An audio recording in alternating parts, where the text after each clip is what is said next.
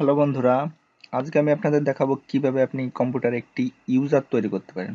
অর্থাৎ আপনার কম্পিউটারের মতোই আরেকটি কম্পিউটার আপনি কিভাবে তৈরি করতে পারেন। সাধারণত যারা ফাইবারে কাজ করেন বা সার্ভের কাজ করেন তাদের জন্য এই ইউজার করাটা খুবই গুরুত্বপূর্ণ। তো চলুন শুরু করা যাক। তো ইউজার তৈরি করার জন্য প্রথমেই আমরা চলে যাব সেটিংসে। যাওয়ার জন্য আমাদের স্টার্ট আপ মেনুতে যাব, সেখান থেকে সেটিং সিলেক্ট করব। সিলেক্ট করে সেখান থেকে আমরা চলে যাব অ্যাকাউন্টসে।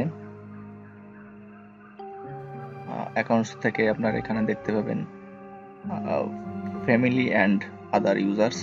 আমরা এখানে চলে যাব। এখানে গেলে আপনারা দুইটা অপশন দেখতে পাবেন। একটা হচ্ছে অ্যাড এ ফ্যামিলি মেম্বার, আর একটা হচ্ছে অ্যাড সামন এলস টু দিস পিসি। তো প্রথম অপশনটা একটু ঝামেলা করা আছে, এজন্য আমরা দ্বিতীয় অপশনটা দিয়ে ইউজারটা তৈরি করব। তো আমরা অ্যাড সামন্স ক্লিক করব। তো সেখানে ক্লিক করলে আমাদের নিউ একটা ইন্টারফেসে নিয়ে আসবে। তো এখানে মেল দিয়েও সাইন ইন করা যায়, কিন্তু আমরা এটা করব না। আমরা এর থেকে সহজ পদ্ধতিতে করব। এই জন্য আমরা I don't have this person ইনফরমেশনে ক্লিক করব। এখানে ক্লিক করে আমাদের নতুন আরেকটা ইন্টারফেসে নিয়ে আসবে।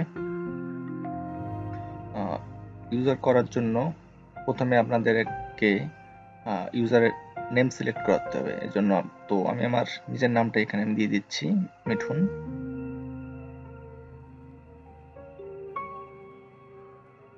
নিচে একটা পাসওয়ার্ড দিতে হবে।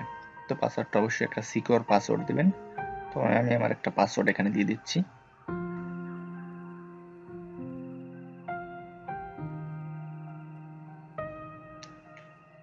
নিচে পাসওয়ার্ডটা রিটাইপ করতে হবে।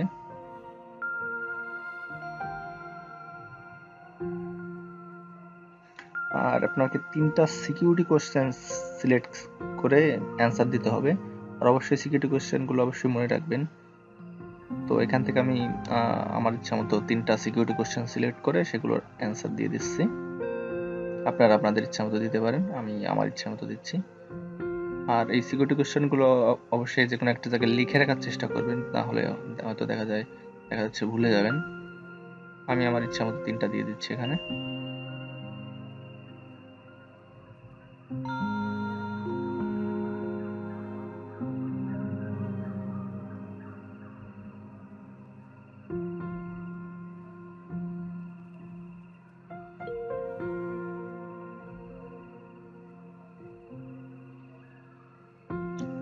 সিকিউরিটি কোশ্চেন 3টা দেওয়া হয়ে গেলে আপনাকে নেক্সটে ক্লিক করতে হবে। নেক্সটে ক্লিক করলে আমাদের অ্যাকাউন্টটা ক্রিয়েট হয়ে যাবে।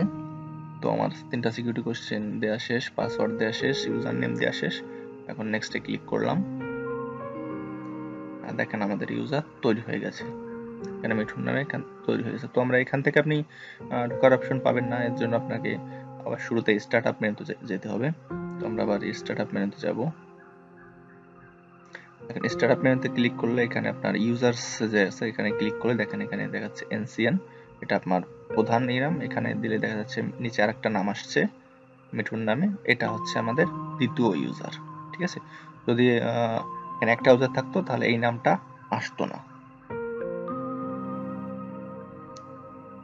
তো একটা কথা মনে রাখবেন যে এই ইউজার তৈরি করার সময় যে আপনারা যে পাসওয়ার্ডটা দিবেন এটা অবশ্যই মনে রাখবেন, কারণ এটা যদি ভুলে যান তাহলে আপনার ক্ষেত্রে অনেক ক্ষেত্রে সমস্যা হবে। আর সিকিউরিটি কোশ্চেনগুলো অবশ্যই মনে রাখবেন বা কোথাও একটা লিখে রাখার চেষ্টা করবেন।